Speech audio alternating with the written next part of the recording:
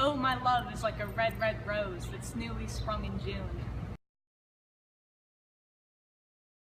Oh, my love is like the melody that's sweetly played in tune. So fair art thou, my bonny lass, so deep in love am I. And I will love you still, my dear, till the seas gain dry. Till all the seas gain dry, my dear, and the rocks melt with the sun. I will love thee still, my dear, while the sands of life shall run. And fare thee will, my only love, and fare thee will a while. And I will come again, my love, though it were 10,000 miles.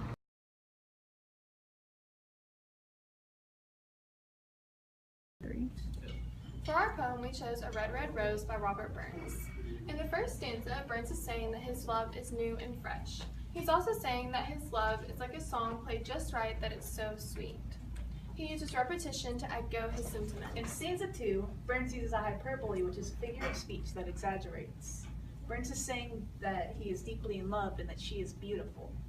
He then goes on to say that his love for her will last forever. In the third stanza, Burns again uses repetition and a hyperbole like in the first two stanzas to emphasize that his love will never end.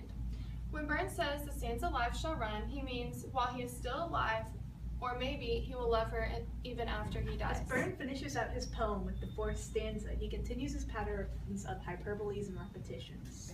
In this last stanza, Burns is saying goodbye for now to his love. He also tells her that he will come back even if he has to walk 10,000 miles.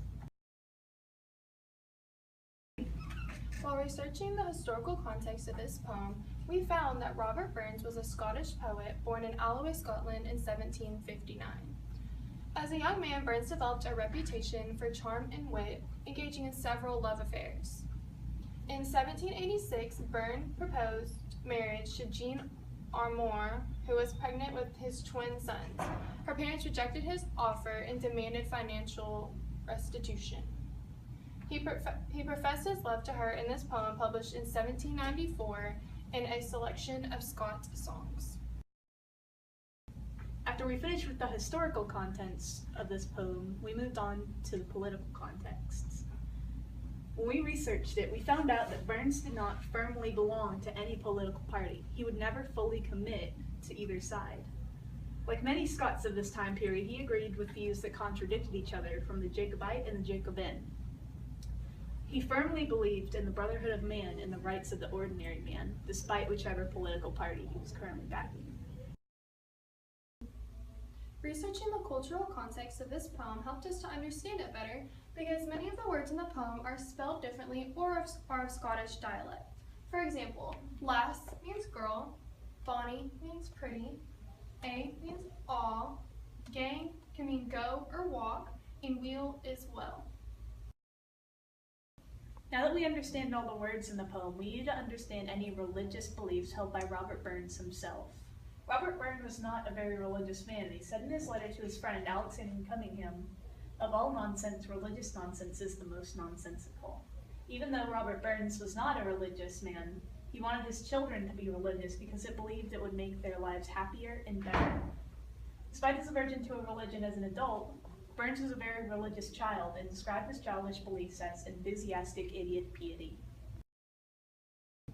While compiling our bibliography, we used various resources. We found our poem online on the Poetry Foundation's website.